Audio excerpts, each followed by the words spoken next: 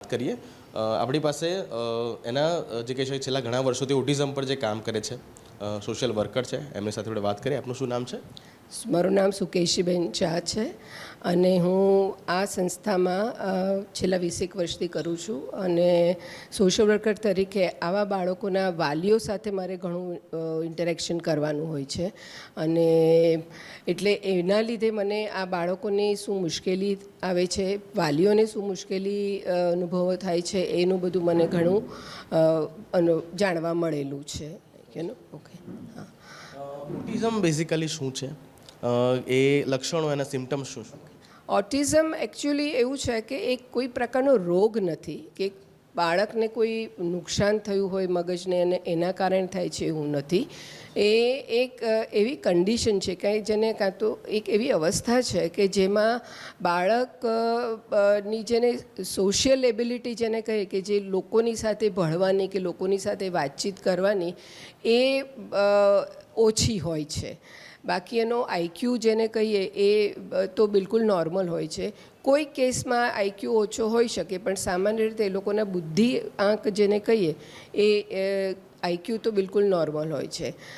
આ બાળક સામાન્ય રીતે તમે ઘણા બાળકોને એવા જોયા હશે કે જે પોતાની ધૂનમાં ને ધૂનમાં જ રહેતા હોય. તમે એની જોડે વાત કરો તો એ તમારી સામે જોઈને જવાબ નહીં આપે, કાં તો તમે પૂછ્યું હશે કંઈ તો એની એ જ વસ્તુ રિપીટ કરીને બોલશે.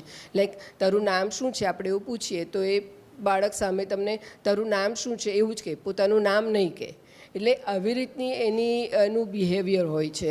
પછી કોઈ પણ એક વસ્તુને એને હાથમાં આપી દીધી હોય કે કોઈ પણ એક જગ્યાએ બેસતો હોય તો એને સતત ત્યાં જ બેસવાનું ગમે, એની એ જ વસ્તુ લઈને રમ્યા કરે, એની એ જ વસ્તુ ગોળ ગોળ ફેરવ્યા કરે. કોઈની એક જગ્યાએ ગયો હોય તો ક્યાં ગોળ ગોળ ફરે તો ગોળ ગોળ ફર્યા જ કરે. પછી તમે એને કંઈ પણ કહો તો પણ એ સંભળાતું નથી એવું નથી, પણ એ પોતાના ધૂનમાં છે કે જેથી એ આપણે જે ઇન્સ્ટ્રક્શન આપીએ છીએ કે આપણે જે કંઈ કહીએ છીએ તે એ સાંભળતો નથી. અને આને કારણે પ્રોબ્લેમ શું થાય કે એ બાળક નોર્મલ બાળકોની જેમ બીજો બધો વ્યવહાર કરી નથી શકતો.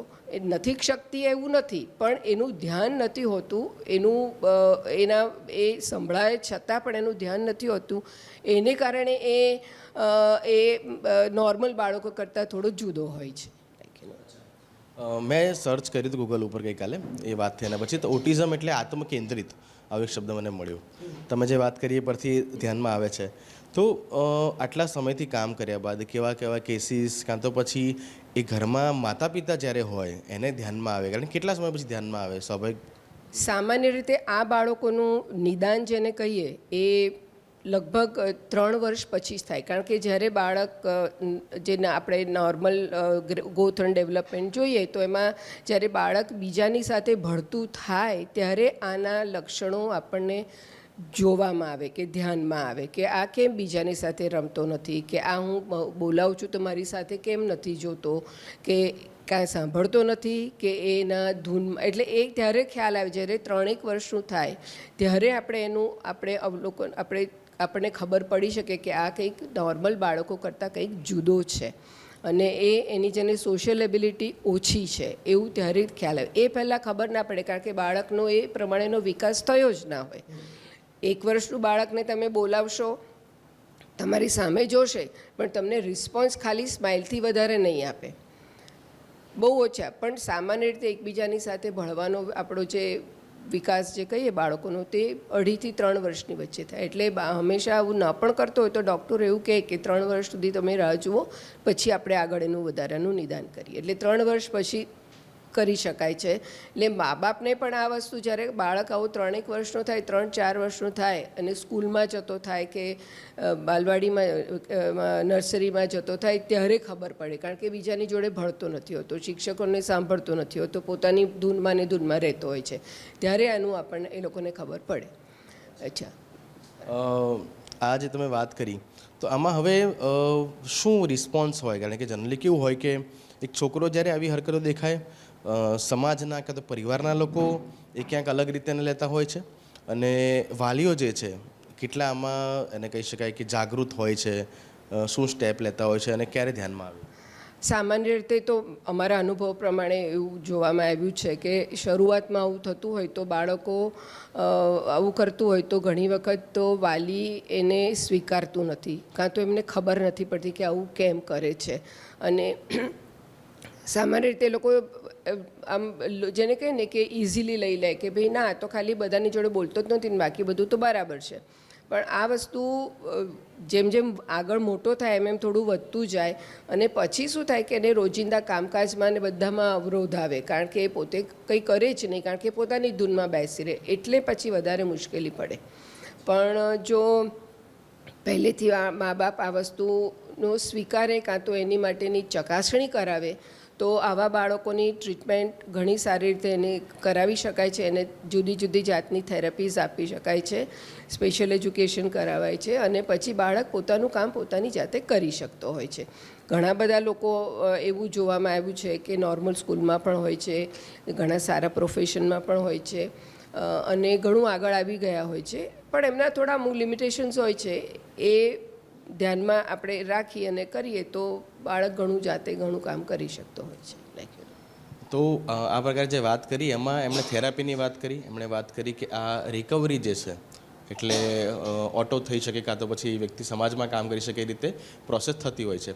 આ સમગ્ર પ્રોસેસ અને આ જે પ્રકારના બાળકો છે જ્યાં મા બાપ એના વિશે શું વિચારે છે, આ સમગ્ર વાત વિશે આપણે આગળ વાત કરીએ.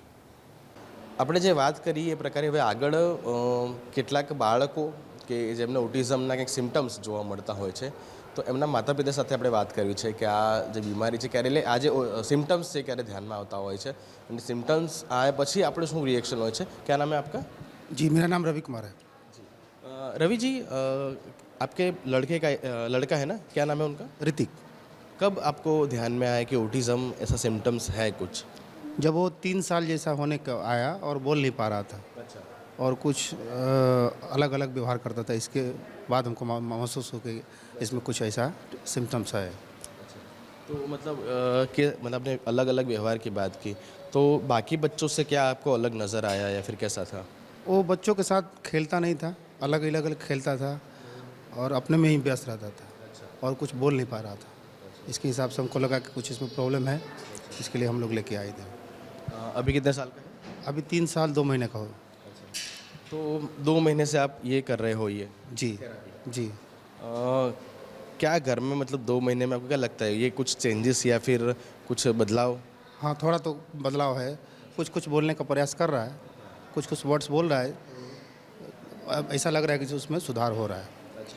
तो किस प्रकार का घर में अपने मतलब बाकी जो पेरेंट्स देख रहे हैं उनके लिए भी कि आप जब घर में ऐसा नज़र आता है कि इस तरह से कोई सिम्टम्स है बच्चे में, तो कुछ पेरेंट्स ऐसे होते हैं जो नॉर्मल लेते चलो ठीक है भाई अब होगा ऐसा कुछ या कुछ ट्रीटमेंट करवाते नहीं. आपने अच्छा है कि आपने एक स्टेप लिया और आप उसमें आगे आए. तो क्या कहना चाहोगे कि ये जो बच्चे में ऐसा दिखाई देता है तो माँ बाप को क्या करना चाहिए और घर में किस तरह का माहौल होना चाहिए? जब बच्चा 2-3 साल का हो गया, 3 साल का जैसे होने आया और बोल नहीं पा रहा है, कुछ कुछ अलग व्यवहार कर रहा है, जैसे अकेले में हंस रहा है, चाहे अकेले अकेले खेल रहा है, तो ऐसा सिस्टम मतलब ऐसा हो जाना चाहिए. पेरेंट्स को महसूस होना चाहिए कि कुछ मेरा बच्चा अलग कर रहा है, तो हमको उस डॉक्टर को दिखाना चाहिए और इसके बाद डॉक्टर जैसा बोले वैसा करना चाहिए. यही करना चाहिए. आप में एक परिवार में किस तरह का माहौल रहता है बच्चे के लिए, कुछ ऐसा एटमॉस्फेयर है कुछ वो ग्रो कर सके उसके लिए आप कैसा कैसा प्रयास करते हो?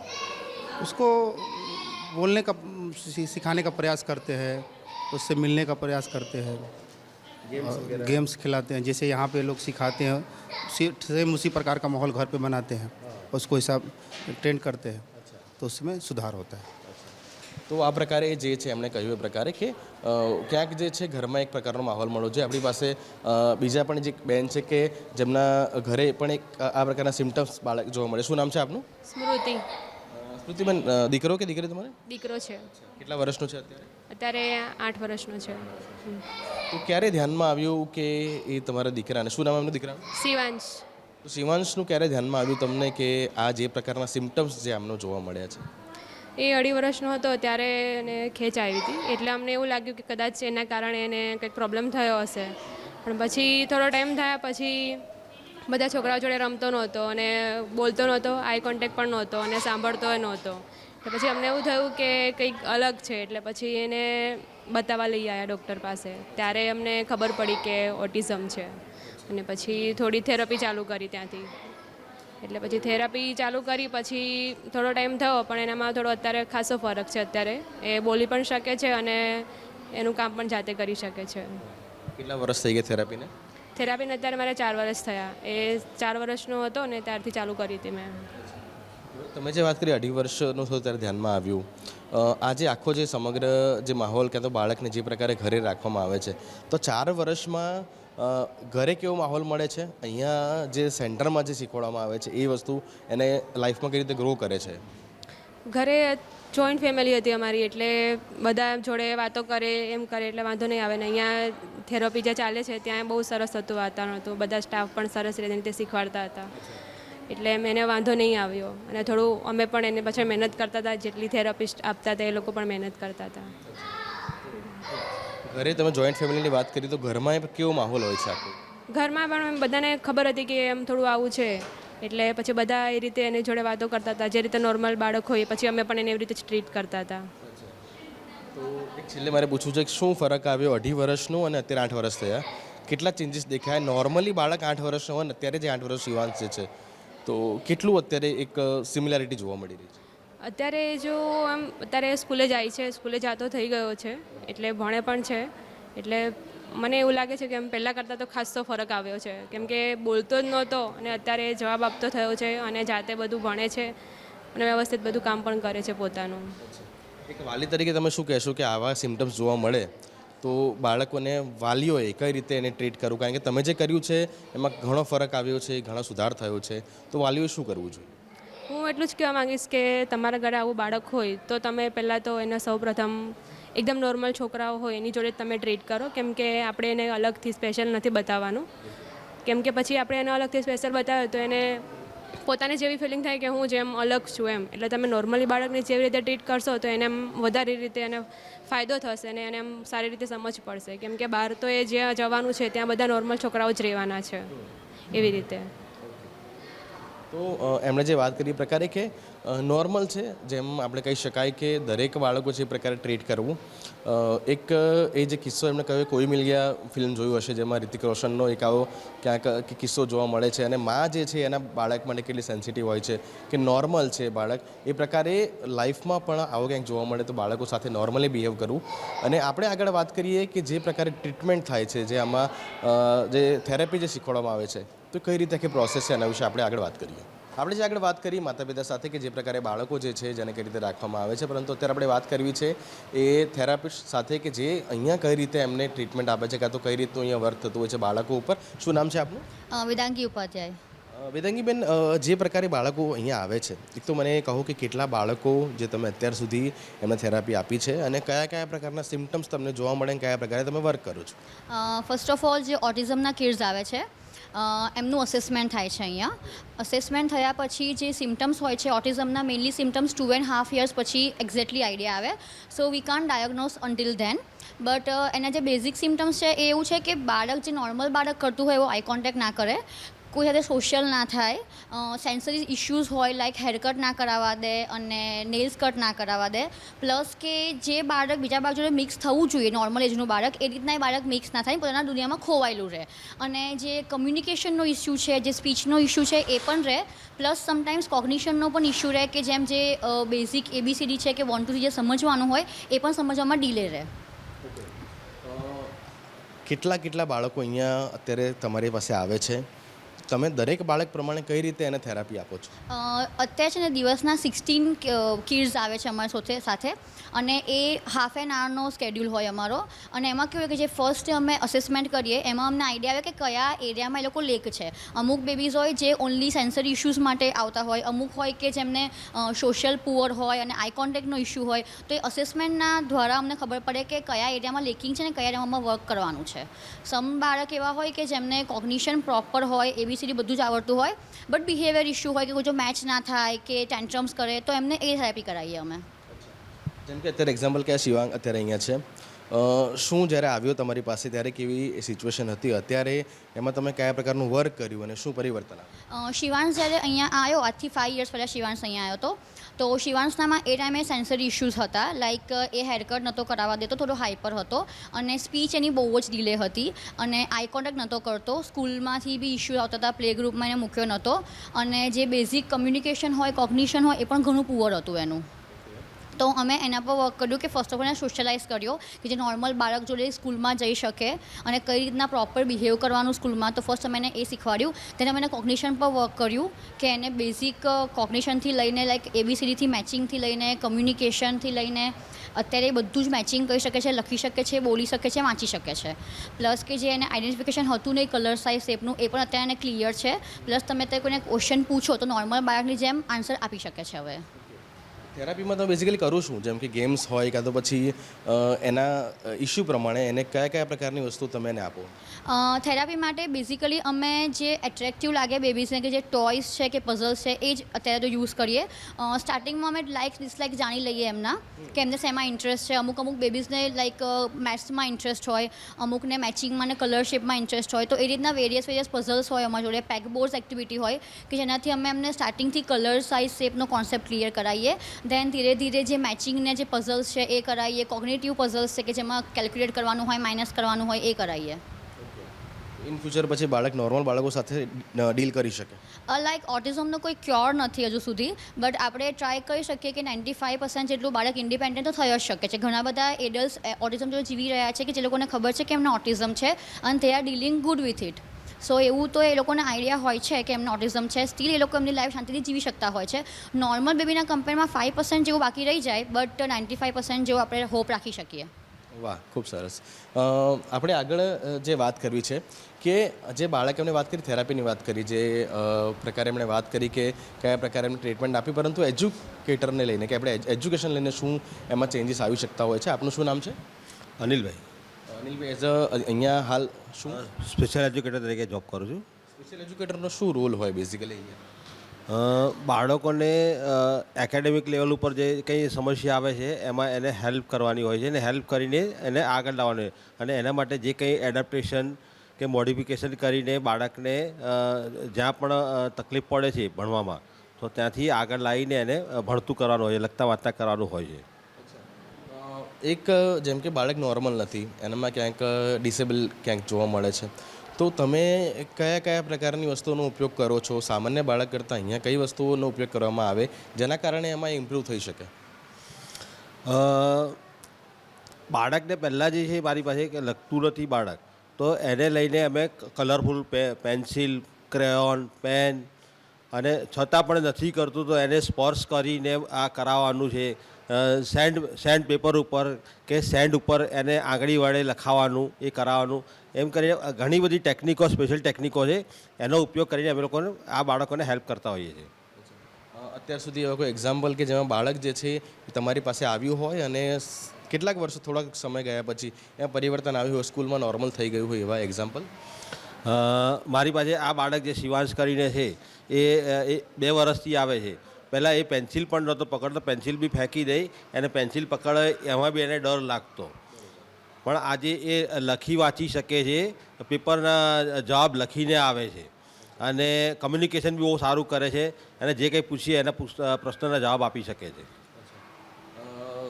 આ જે સિમ્ટમ્સ જે જોવા મળે છે, તમે એજ્યુકેટર તરીકે જે કામ કરો છો, કેટલો સમય લાગતો હોય છે એક બાળકને નોર્મલ થવા માટે?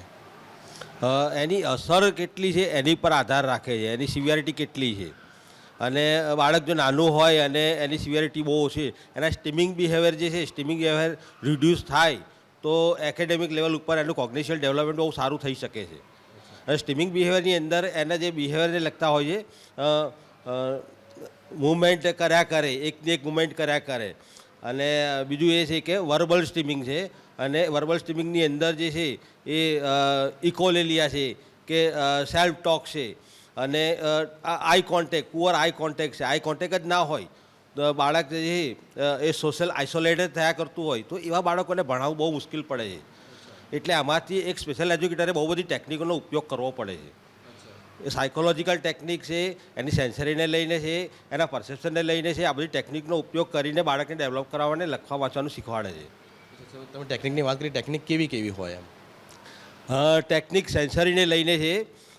બીજું કે બાળક જે આઈ કોન્ટેક્ટ જ નથી કરતું, તો અમે લોકો શરૂઆતમાં એની સામે જોવાનું જ અમે પોતે નથી જોતા, પણ એની આગળ બધી વસ્તુની બધી રજૂઆત કરી દઈએ છીએ, આગળ મૂકી દઈએ છીએ અને પોતે જાતે કરવા લાગે છે. પછી ધીરે ધીરે કરીને બતાવીએ છીએ ને એને પોતે સામે બોલે, કારણ કે એ બોલતું તો હોય છે, એ પોતે સોશિયલ આઇસોલેટ થઈ રહ્યું છે, બરાબર છે. એટલે એને બતાવીએ છીએ અમે કે ભાઈ આ એટલે એ સામે બોલે છે. આપણે એમ કહીશું કે આનું નામ શું, આનું નામ શું, તો એ નહીં બોલે, પણ આપણે એને એક ચિત્ર બતાવીશું તો તરત એના અંદર હશે તો તરત બોલશે કે ના આ વાઘ છે, આ સિંહ છે.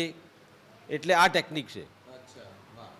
તો એમણે જે વાત કરી એ પ્રકારે ક્યાંક ને ક્યાંક આમાં જે છે થોડા સમય પછી પરિવર્તન આવે છે. બાળક જે છે નોર્મલ થવાનો ટ્રાય કરે છે અને ખૂબ એમ કહી શકાય કે બહુ ગંભીર નથી. ક્યારેક કે શરૂઆતમાં જ્યારે તમને આવું કંઈક દેખાતું હોય તો કદાચ એ ડર અને ક્યાંક એને લઈને ક્યાંક સમાજમાં શું કહેશે લોકો, તો એ વાતને સાઈડમાં મૂકીને ક્યાંક આ પ્રકારના જે બાળકો કાતા દેખાય સિમ્ટમ્સ, તો એને લઈને ક્યાંક થેરાપી અને ધીમે ધીમે એ પ્રોસેસ શરૂઆત થાય અને પ્રોસેસ બાદ નોર્મલ થઈ શકે છે. પ્રયત્ન કરવો પડે, એ પ્રયત્ન બાદ સમાજની વચ્ચે જઈને ક્યાંક વિષયમુક્ત થશે બાળકને, ક્યાંક આવી રીતના આગળ વધશે. પરંતુ આ વર્લ્ડ ઓટિઝમ ડે પર આપણે એ જ વાત કરવી છે કે આને લઈને કહી શકાય કે સમાજમાં જઈ શકાય પોઝિટિવિટી આવે, લોકો સમાજમાં સહજતા આવે, લોકો એને એક્સેપ્ટ કરતા થઈ જાય, ક્યાંક એની પર ઉપકારની ભાવના ન હોય પરંતુ સહજ રીતે આપણી જોડે જોડાય અને આપણી જોડે રહીને કામ કરે, તો એ પ્રકારની ક્યાંક વિષય સમાજમાં ચાલતો થાય. એની સાથે આપણે આ વાતને વિરામ આપીએ છીએ. નમસ્કાર.